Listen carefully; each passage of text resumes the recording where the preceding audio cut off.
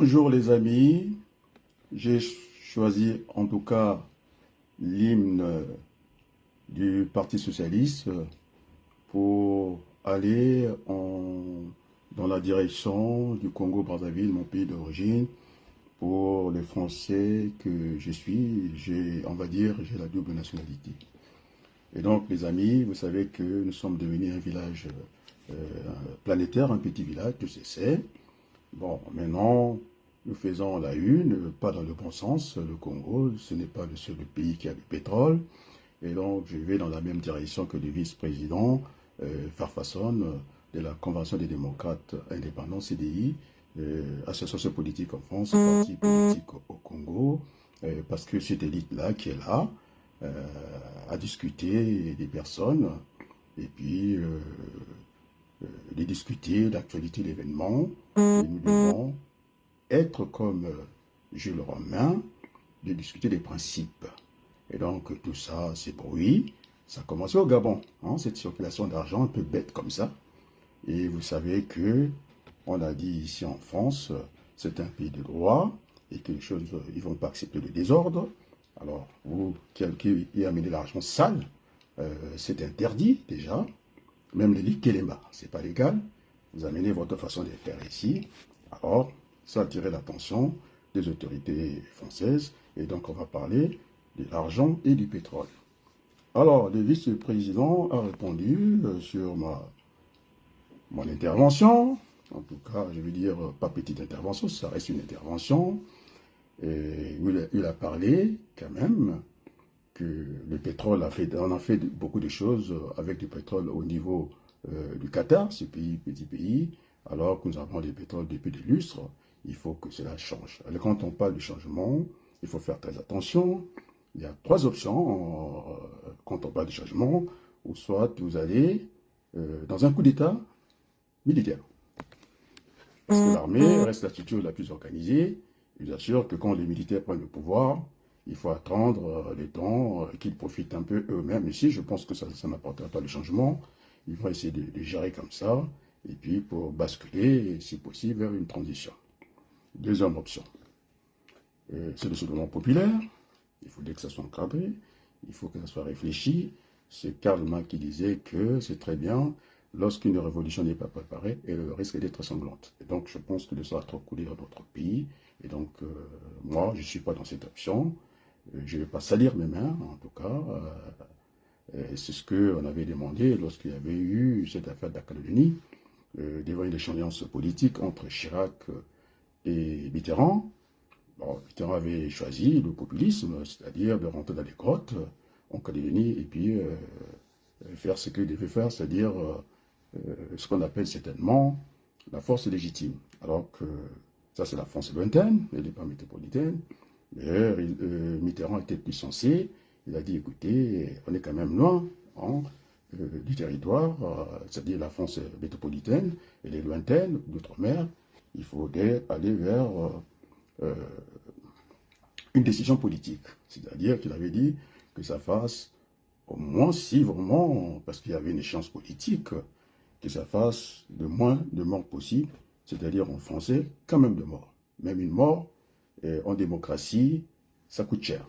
Et donc, il faut aller vers le dialogue national inclusif, de façon de rebâtir notre pays, parce qu'on a vu, avec la pluie, d'avoir des routes fabriquées comme ça, sans terre-plein, sans caniveau, ça a tout ravagé. Je pense que je n'ai pas dit que rien n'est fait au Congo, je suis quelqu'un qui est toujours mesuré.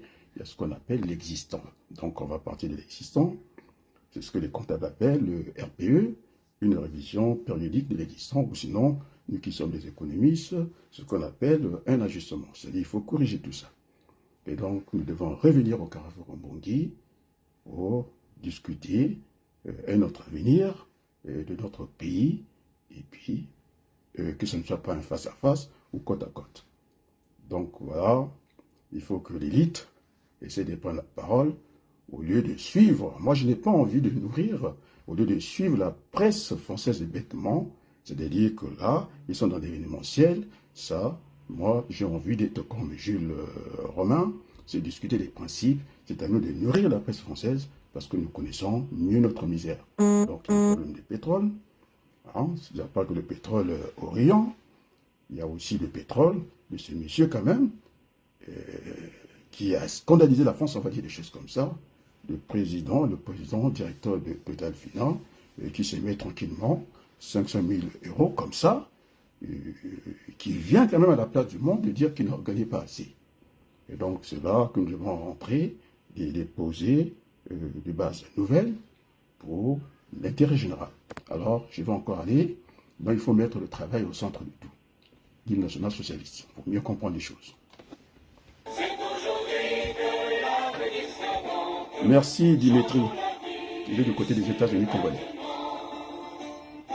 Écoutez bien la chanson.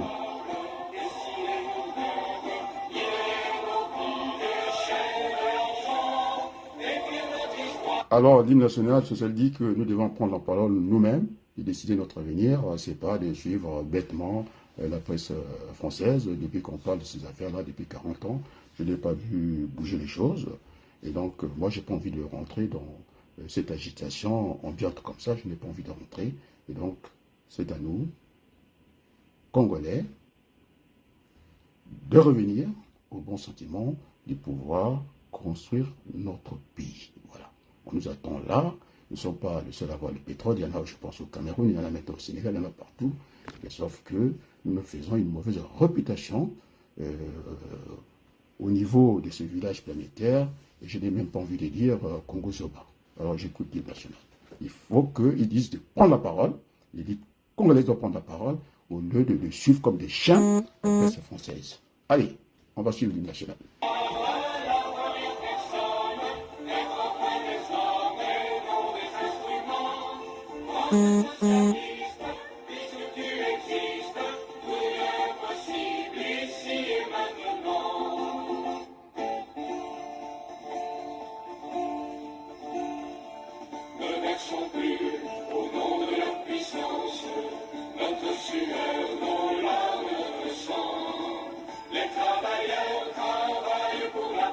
Alors, les travailleurs travaillent pour la France, les Congolais travaillent pour le Congo, voilà, c'est dit. Et donc, quand il y a une situation, je ne sais pas, d'urgence, de liberté de circulation, est-ce que c'est légal et que c'est pas légal?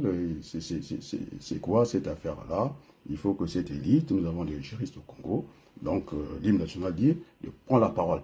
C'est pas le Parisien qui doit prendre la parole. Cette affaire du pétrole, ça date pas d'aujourd'hui. Et tout ça, pour moi, nous voulons des actes. Nous voulons des actes. Alors, c'est ça, le Congolais, tout le monde a du pétrole, et votre agitation, et c'est ce qui a conduit, nous sommes à la place du monde, 1 milliard qui traîne comme ça, entre les frontières, comme ça, entre le Congo et le Gabon.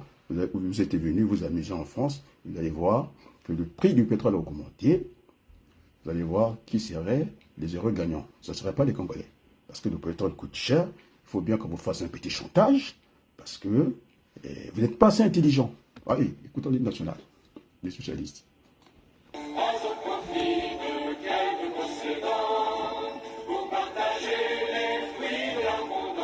Alors, les socialistes disent qu'il faut partager les fruits de l'abondance. Moi, j'ai fait une transcription aussi bête comme ça. Il faut que l'argent du pétrole, et qu'il n'y ait pas que... ça doit être distribué, redistribué à tous les Congolais. Donc, il faut mettre les statistiques en place. C'est-à-dire, quand j'ai entendu qu'il y a eu des routes qui ont été cassées par la pluie et tout ça, eh bien, et donc, ils n'ont pas de statistiques. J'ai entendu le Premier ministre, par hasard, comme ça, dire qu'ils vont faire quelque chose pour les Congolais. Sur quelle base? Vous n'avez pas de statistiques. Vous allez faire comment? Alors, donc, ça commence par des petites choses, et puis pour avancer. Et donc, pour ça, nous avons besoin d'un dialogue national et inclusif au Congo. Alors, je vais m'appuyer, sur l'hymne national des socialistes. Ça nous parle beaucoup. C'est à nous de prendre la parole. Je n'ai pas vu l'élite congolaise. Ils courent après la presse française, en train de faire des copies-coller, de faire des perroquets inutilement comme ça. Moi, j'écoute ça. Et puis, discutons. L'élite doit prendre la parole. C'est ça le problème.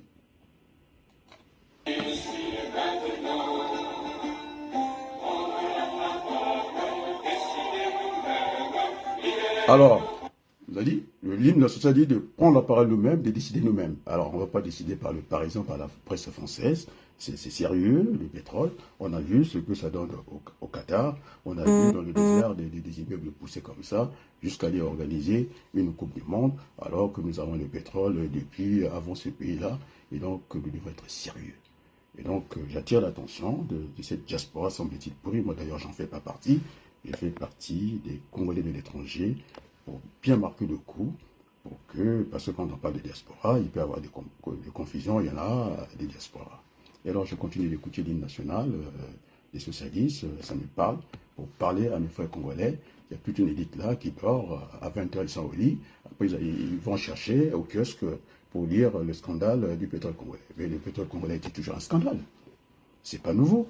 Ça fait 40 ans que d'autres peuples trinquent. Ça fait 40 ans qu'on ne voit rien venir. Et le pétrole n'existe pas d'aujourd'hui. Alors, tous ces bruits-là, c'est bien de suivre la presse, mais il faut qu'on aille jusqu'au bout, cette fois-ci.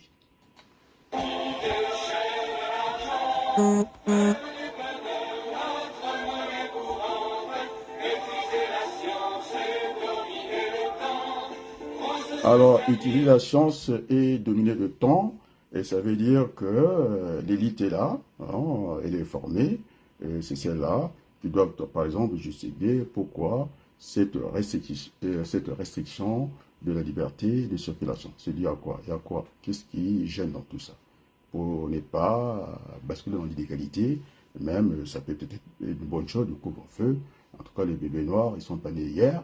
Et je pense que, est-ce qu'il y a encore un État dans notre pays? C'est ça, c'est plutôt la question.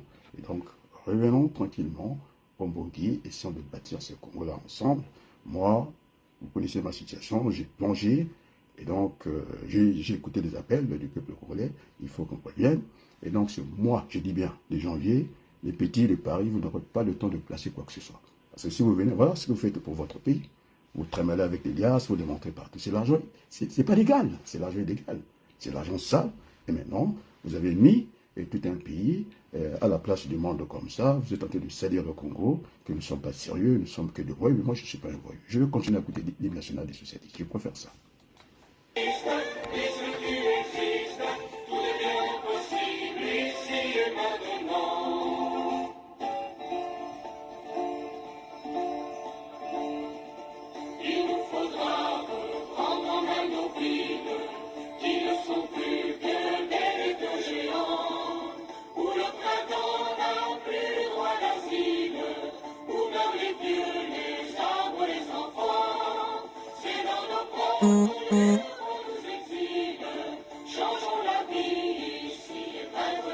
Changeons la vie ici et maintenant.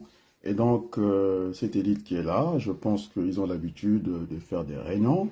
On va dire chaque week-end au moins, il y a un groupe de Congolais qui se réunissent, et quand on se réunit comme ça, pour ne pas faire de petits communiqués, pour dire que voilà, on a fait l'analyse de la situation de notre pays. Et donc, moi, je n'adhère pas à ça, mais quand tu m'appelles, c'est une perte de temps pour moi. Et rédiger un communiqué final, ça leur... ils ont fait des études sérieuses ici, donc moi je ne peux pas participer. J'appelle ça des attardés politiques, mental politique. Donc moi je ne participe pas à ça. Et donc, en mathématiques on dit, ou bien en politique simplement, la politique des sommes nulles donne rien, zéro. Et donc quand on s'est réunis, on doit avoir, en tout cas, pour l'élite de notre pays, de venir, ou soit de produire un communiqué, ça peut prendre 2 pages. Et si on ne veut pas faire un communiqué, on peut sortir une petite motion.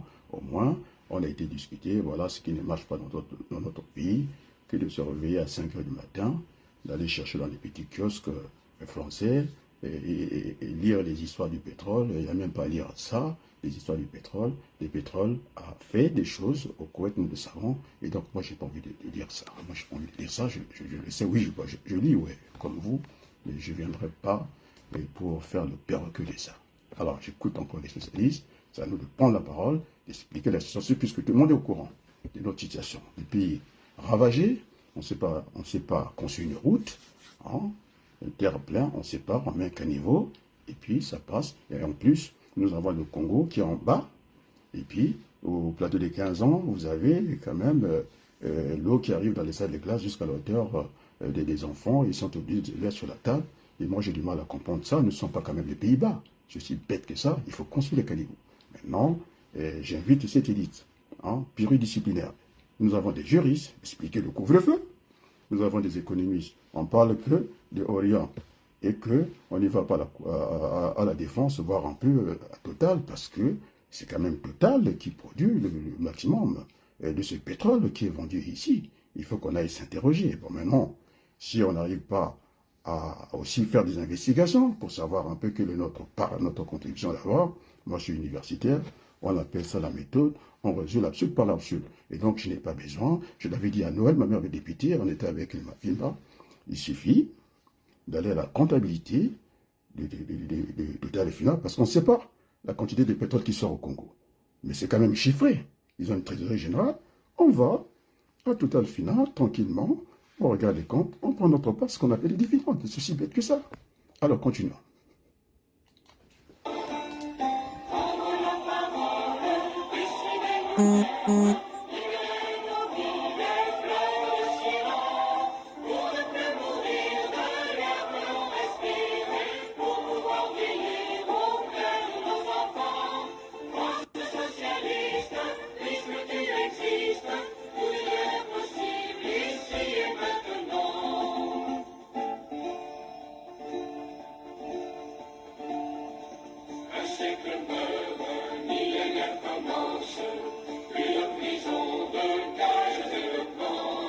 Tellement que c'est beau, c'est profond, et donc c'est une invitation. Voilà, jusque-là, le seul intellectuel, je pense, qui a fait des études aux États-Unis, c'est Dimitri. Tout le monde se cache, ils ne veulent pas regarder.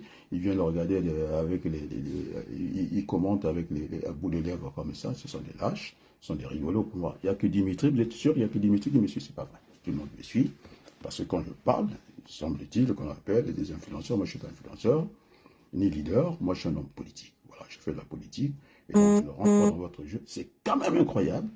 Hein? Je prends la parole. On me dit de prendre la parole, c'est de prendre notre destin en main. Il n'y a que Dimitri qui est là. Et les autres sont où? Ah, monsieur Dimitri, les autres sont où? Alors, si c'est pour raconter des conneries à Paris, voilà le Congo. Allez, continuez à vous promener avec les billets. Vous ne savez pas que c'est régi par des règles. Hein? On ne peut pas avoir une certaine liquidité dans les poches, vous ne savez pas ça? Il y a les douanes qui vous surveillent, il y a la police qui vous surveille partout, nous avons des caméras, et vous avez des liasses, et bien voilà. Hein? En voulant trop jouer à ce jeu-là, voilà, vous êtes maintenant dans le baba, là. Hein? Vous salissez tout un pays, c'est ça, l'argent facile. Alors, moi, je vais vous expliquer l'économie. Il faut tout remettre au centre. C'est l'économie qui bâtit la finance, et non le contraire. Et non le contraire. On a vu ça, et de toute façon, je l'avais toujours démontré, je l'ai toujours expliqué, que si vous avez une économie faible, vous ne pouvez pas avoir une monnaie forte. C'est ce qui s'est produit à l'époque, jadis, quand il y avait le franc, et avant l'acte final, l'union monétaire en Europe ici. Et je pense qu'on essaie toujours que c'est l'Allemagne qui avait une économie forte, qui dominait en tout cas le reste de l'Europe. Et donc Jacques Delors était obligé, pour rentrer dans le marché allemand, de dévaluer la monnaie dans des proportions, gardez, je dis bien. C'est pas ce qu'on fait chez nous, et parce qu'il y a quand même le retour de la monnaie. Quand vous dévaluez, mécaniquement, ça vous augmente la dette publique. Voilà un bon débat. Venez, les amis. Vous avez fait des thèses. Vous n'êtes pas capable de venir discuter d'économie ici. Hein? Une monnaie. Quand j'avais discuté avec l'un des meilleurs, le garant de l'économie du fonds CFA, le fonds, Morrison, il avait du mal. J'étais avec Kemayou. On me faire les chiffres en l'envers. Il me dit que quand on dévalue de 50 à 100, il dit qu'on a réduit la dette. C'est du n'importe quoi. Si vous divisez 100 sur 50, ça vous fait 2, moins 1 pour vous expliquer un peu comment on calcule en économie. Vous avez 2 moins 1, donc la dette a été multipliée par 100. Alors, j'avais expliqué à cet économètre, ce professeur-là, j'ai le goût des chiffres, il faut aller lire l'autre économètre français, Christian Labousse, qui nous a donné cette formule du taux d'accroissement. C'est P1 sur P0 moins 1, vous fermez la parenthèse, et si vous voulez, vous multipliez par 100, vous avez ça. Et donc, ce n'est pas normal. Une élite qui dort, une élite qui a tout appris et qui n'a rien retenu. C'est un peu la loi du tout rien. Et donc, il n'y a que Dimitri qui est là. Alors, donc, ce n'est pas la peine que j'aille plus loin. Si vous n'êtes pas au rendez-vous, vous n'êtes pas capable de venir, c'est une occasion pour notre pays. Notre pays, nous n'attendons que des bâtisseurs. Moi, je n'ai pas envie, je vous ai dit qu'il y a 3 options. Moi, j'ai pris l'option la moins onéreuse, épargner quand même le sang à trop couler dans notre pays. Nous voulons pas aller dans cette direction-là. Alors, quand on a dit ça, vous me donnez des étiquettes ici. Quelle étiquette? Moi, je suis un démocrate pur sucre. Et donc, j'ai dit, d'ailleurs, vous avez un vocabulaire qui est creux, vous avez placé, vous avez introduit la violence dans la politique, parce que vous exprimez en adversaire et en ennemi. Alors, moi, j'ai pris le professeur Raymond Barre. Hein. Il disait que dans la politique, c'est quelque chose de très sérieux. Hein. Il n'y a pas d'ennemis. Nous avons en face des contradicteurs. Alors, quand vous avez compris ça, vous avez déjà apaisé la politique dans notre pays. Bon, j'en ai dit un peu ça. Donc, je pense que je n'ai pas envie d'aller très loin. Oui, c'est très bien que les journaux français parlent de ces pétroles-là, parce qu'il y a la loi du grand nombre, de Gauss. Il y a tout un peuple qui a la traîne, il y a tout un peuple qui souffre. Et donc, je pense aussi, oui, je salue la presse française, et sauf que moi, je me place.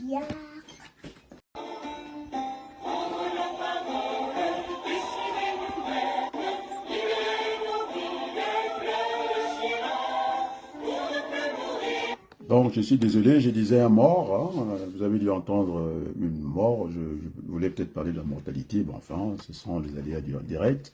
Vous avez tout de suite, c'est le petit-fils qui a voulu venir vers moi. Et donc, et voilà. Et bon, alors, ça fait partie de cela aussi. Ce sont les aléas, on a bien dit, du direct. Et donc, je disais, qu'est-ce qu'on a fait avec la zone du pétrole? Ils ont oublié tout de suite le 4 mars. On peut tout faire avec les armes, disent les militaires, sauf s'asseoir dessus. Donc, il y a encore eu la détonation au niveau, je pense, du Ouesso. On a vu les gens courir à gauche, à droite. Et donc, il faut qu'on soit intelligent. Donc, maintenant, c'est une affaire. Ça va faire ce qu'on appelle des commissions rogatoires. C'est-à-dire, rogatoire, le juge d'instruction, il peut déléguer pour les zones de compétence, soit à un policier de la PJ pour faire des enquêtes, soit à un autre magistrat. Et donc, s'ils veulent faire le sérieux, ça ne va pas traîner. Et comment que ça va s'organiser. Ça va être le dilemme des prisonniers. Vous êtes dans une infraction pénale, je ne sais pas si c'est en réunion ou bien en bande organisée. Bon, c'est quand même très grave. Et donc, on va isoler ceux qui seront, en tout cas, entre les mains de la justice, de façon de trouver la vérité. On peut tout enterrer sauf la vérité. Bon, ça vous le savez très bien. Et donc, ils sont séparés dans le dilemme du prisonnier. C'est classique, puisqu'il y a des policiers qui font n'importe quoi au Congo. Et j'ai vu une gifle partie, c'est ce qui me met d'ailleurs en colère. Alors, ils ont des menottes, ils ont tout, et la force est légitime. On ne peut pas être au-dessus de la force. Hein. Il faut respecter la force qu'on a. Et tout excès, l'excès toujours néfaste en toute chose. Et ça, je n'ai pas supporté. C'est pourquoi je vous parle. Vous devez être encadré. Et donc, le dilemme du prisonnier. On vous sépare. On vous dit, si vous trahissez l'autre, hein, vous avez 10 ans. Cette affaire, c'est pour 10 ans. C'est pénal. Si vous trahissez l'autre, vous êtes acquitté. Vous êtes séparés, l'autre aussi va réfléchir, entre trahir et ne pas trahir. Si l'autre aussi vous trahit, les deux, si vous vous trahissez, alors on coupe la poire en deux, donc vous avez 55 ans. Mais non, celui qui va commettre l'erreur de ne pas trahir l'autre, eh bien, il va prendre les 10 ans. C'est ça le dilemme des prisonniers, c'est classique, il faut les enseigner dans les écoles, des polices, et puis il faut former notre police. La matraque, la gifle facile comme ça, non. La violence appelle la violence. Bien sûr que la police est une force dans un pays, je dirais démocratique, une force légitime. Mais il ne peut pas avoir des excès tels que je l'ai vu comme ça. J'ai même vu des enfants qu'on a pris le bâton commencer à taper comme ça. Non, on ne peut pas faire comme ça. Et donc, voilà, c'était l'idée du direct. Et j'ai monsieur, voilà, les intellectuels commencent à venir. J'ai Georges Tiba. Nous devons prendre la parole. C'est ce que dit l'hymne national. Et c'est pas cette élite-là qui a beaucoup appris d'ailleurs. Moi, je suis ingénieur. Hein. Je suis enseigné dans les universités françaises. Alors, je vous dis, si j'avais le diplôme de l'Issoubala, c'est pas que je vous le dis. Moi, je suis ingénieur, je suis enseigné dans les universités. Mais comment une élite qui dort comme ça, qui n'est pas capable de raisonner, ni en temps réel, c'est-à-dire à chaud, eh bien, le sujet du pétrole, ils vont rester des mois, après ils viennent nous pomper des trucs. C'est maintenant. Il y a deux réflexions. Hein, en temps réel, c'est-à-dire à chaud et à froid. Alors, ils ne sont pas capables. Et depuis une semaine, on rabâche, on parle de pétrole, et on cite les citations, et machin. Mais je sais comment travaille la presse française. Alors, je dis, au ministre, je sais pas, du gouvernement, vous n'aurez pas la chance parce que la presse ici, qu'elle soit de gauche ou de droite, il y aura des relais. C'est le quatrième pouvoir, c'est équilibré. Il n'aura aucune chance parce que les relais vont se faire. Ça part du Parisien, ça ira un peu à droite, au Figaro, ça reviendra à l'Humanité. Je les connais parce que j'ai des amis là-dedans. Ça va fonctionner comme ça. Je pense que on ne joue pas avec le quatrième pouvoir en France et même avec ceux qui disent qu'ils contrôlent Paris, c'est pas vrai. On a dit à l'ancien président, alors vous êtes entendu au tribunal, vous voulez pas venir, on vient là vous chercher. Ça, on parle de Sarkozy. Ces petits qui bavanent, qui racontent des conneries. Maintenant, vous avez vu? Continuez. On vous attend. Ah, c'est-à-dire ce pays que nous aimons. Ce pays que nous aimons. Il n'y a pas d'intelligence. Continuez. Continuez à vous promener avec de l'argent. Vous devez avoir un nombre limité hein, d'argent en poche comme ça. On ne joue pas avec l'argent. Moi, c'est ma banquière qui m'avait dit ça. Je voulais faire les liquides. Elle m'a dit non, non, c'est pas légal. Parce qu'il n'y a pas de traces. C'est comme ça qu'on introduit de l'argent sale et vous ne connaissez pas la valeur de la monnaie.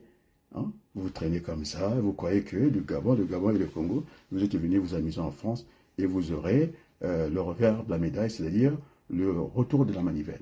Et donc, je ne vais pas être long, je pense que tout le monde a compris. Georges est là, je pense qu'il fait partie des gens que je respecte, l'élite, puisqu'il enseigne en France dans les universités. Moi, j'enseigne dans les universités, donc, et voilà. Donc, sur ce, je termine là. De prendre conscience, il faut que nous allions vers ce dialogue national inclusif. Ça va régler le problème de tout le monde. Donc le pays, le Congo, n'est pas un royaume, c'est une république, c'est un patrimoine commun et tous nous devrons y veiller. Donc voilà, c'est tout ce que j'avais à dire. Merci Georges d'être là. Voilà, toute l'élite en flûte comme ça. Hein? Des enfants, on est devenus des enfants, on n'est même pas capable de gérer notre propre monnaie, ce sont les autres qui gèrent. Moi, je travaille, et vous croyez que ma carte est bleue, je vais donner à quelqu'un d'autre de gérer pour moi. Ça n'a pas de sens, ça n'a pas de sens. Je me réveille le matin, l'autre il dort au lit, après c'est lui qui fait des dépenses à votre place. C'est pas raisonnable. Donc c'est une monnaie paresseuse, elle ne participe pas, une monnaie doit participer à la compétition. Le CFA, c'est une monnaie paresseuse. Elle n'est pas convertible déjà. Entre le Niger et le Tchad, il n'y a pas moyen de faire des affaires. Il n'y a même pas un champ magnétique. Il n'y a rien de tout ça. Et je vais même encore plus loin. Regardez nos amis, les Antillais, les Réunionnais. Ils sont à des milliers de kilomètres, ils arrivent même à avoir une langue commune, d'essayer de parler en créole. La rive à Téké, c'est un Batéké, la rive à Congo, c'est un Batéké, la rive à Bembe, franchement. Alors les langues, ça a une vitalité. Moi j'aime bien les langues de notre pays. Maintenant, si on dit comme ça, c'est moi l'opposant. Je l'ai expliqué à Hondaï, quand il m'a eu au téléphone, l'opposant. Non, non, non, non. Il faut que je t'explique les trucs correctement. Alors, moi j'ai pris l'argent. Au niveau de la banque française, j'étais en train de construire au Congo. Je perds ma femme. Ma femme n'est pas intéressée, elle a intérêt au Congo. Alors, qui de moi qui est opposant? Moi je ne suis pas opposant. D'ailleurs, les opposants au Congo, ils s'opposent à rien. Ils sont nommés. On les a vus à Perpignan. On les a vus, je ne sais pas dans quelle ville. Moi, je ne traîne pas dans ces choses-là. Ce que j'ai dit à Hondaï, quand tu aurais terminé cette bêtise-là, eh bien, je vais te proposer du travail parce que tout passe par le travail. Comment on crée les richesses dans un pays? Il faut que je vous explique ça. C'est basique. Ce n'est pas par les emplois. C'est par le travail. Le travail, c'est-à-dire, il faut produire des biens et services marchands. C'est ça le travail. Les emplois, c'est vrai que quand vous prenez ce schéma économique, vous devez mettre l'entreprise au cœur du dispositif. L'entreprise et ses concurrents, je dis bien. Parce que ça a bien changé, l'économie évolue. Les concurrents, c'est vrai, c'est un loup dans la bergerie, mais le concurrent, il vous permet aussi d'avancer. Je vais prendre un exemple, quand on a parlé de la pandémie, le Premier ministre était complètement à côté, et quand il a dit les produits essentiels, non, les produits de première nécessité, vous avez le côté alimentaire et non alimentaire. Et puis on avait des malades quand même en France. Alors les ambulances ne devaient pas circuler, ça c'est le côté service. Il fallait que ça continue à fonctionner. Et donc vous mettez l'entreprise et ses concurrents au centre, je dis bien. Parce que le concurrent, si vous avez un marché de 10 ambulances, on a besoin de 10 ambulances, pour transporter les malades, vous n'avez qu'un parc de 8. Alors, soit vous perdez le marché, vous dites que oui, vous vous engagez, moi je peux avoir ce marché-là, votre concurrent en a 4, alors Donc, vous pouvez répondre à ce cahier de charge. Voilà, c'est comme ça que ça fonctionne. Donc, le concurrent se prend une place aussi. Bon, c'est vrai, il nous gêne un peu. Ça vous permet d'avancer. Ça vous permet aussi de faire de ce qu'on appelle la sous-traitance. Donc, ils sont au cœur du dispositif. Ça, c'est l'économie qui bâtit la finance. C'est pas autre chose.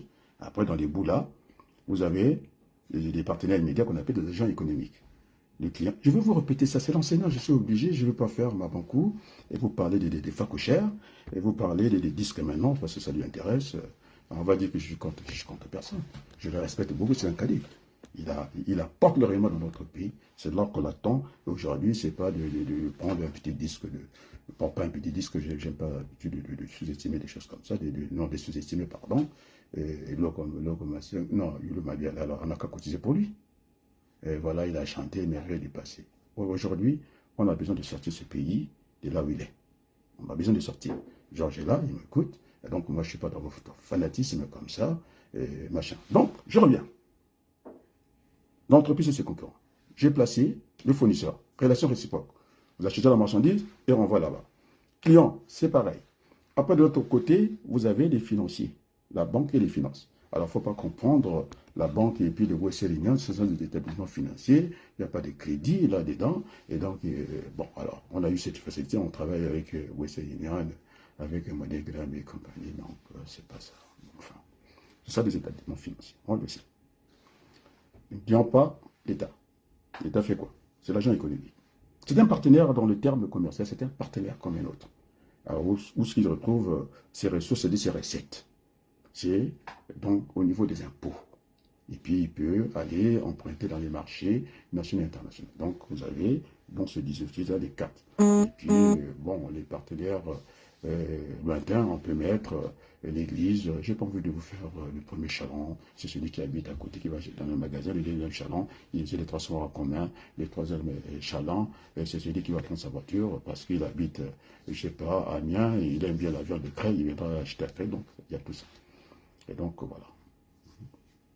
Voilà, c'est pas des gens, j'ai entendu cerveau, je sais pas, marrant, je lui ai expliqué, s'il était quand même à l'époque des Mitterrand, pour faire un peu les miroirs qu'on va voir là, la tour, la pyramide comment on appelle ça, du Louvre, moi, des fois, ça me fait rire. Les pyramides, il faut aller en Égypte, c'est là qu'on les trouve. Bon, enfin, un terrain déjà occupé, il fallait trouver des ingénieurs pour vraiment placer la pyramide du Louvre. Mais vous avez un terrain vide, et c'est monsieur Servet, je ne sais pas quelle couleur, qui fait le tour du monde. Je ne sais pas que on peut mettre une caserne de pompiers, merci, une caserne de pompiers, il y a l'eau, il y a la police, il y a tout. C'est ça les partenaires immédiats. On peut organiser tranquillement une zone commerciale, tranquillement. Premier challenge, je vous ai expliqué. Donc, vous allez vraiment me mettre en colère. Et c'est ce qu'on appelle, ce que disait Ségolène Noël, une colère maîtrisée, je crois. Donc, sur ce, il y avait cet aléa-là. Bon, maintenant, le débat est ouvert. Je suis venu rapidement, par des voies, de venir avoir ce débat que nous devons avoir à la place internationale, puisqu'il est ouvert. Eh bien, on s'engouffre. La boîte de Pandore a été... La porte de Pandore est ouverte. Maintenant, allons-y, il faut y aller. Hein. Il n'y a pas que Orion, il y a Total. Hein, qui magouille le pétrole depuis des années. Alors, allez-y, il faut s'engouffrer. Alors, sur ce, je vous dis un grand merci, hein, puisqu'il y a aussi, vous voyez, j'ai les obligations aussi de la famille, et puis je vais terminer par ce beau morceau. C'est un chef-d'œuvre, j'aime bien hein, les chansons bien chantées, et c'est pourquoi la Congolaise qui m'a envoyé le truc religieux, bon, j'ai pas envie de faire du prosélytisme, parce que je suis un politique, mais enfin, quand il y a la beauté de la chanson, on y va, et je l'ai fait. Et donc, je vais terminer par l'hymne national parce que je suis quand même un cadre du Parti Socialiste. J'ai fait la campagne avec Laurent Fabius. Je ne vais pas revenir sur tout. Enfin, je valais la chandelle que je parle de Laurent Fabius et puis que je recoute cet hymne national des socialistes fabuleux. Allez, on l'écoute. Donc, moi, je ne vais pas faire comme mon petit frère Mabankou, vous parlez de Youdou, je les connais, bon, ce n'est pas le sujet aujourd'hui. Moi, j'écoute l'hymne national socialiste pour étayer mes propos. Voilà.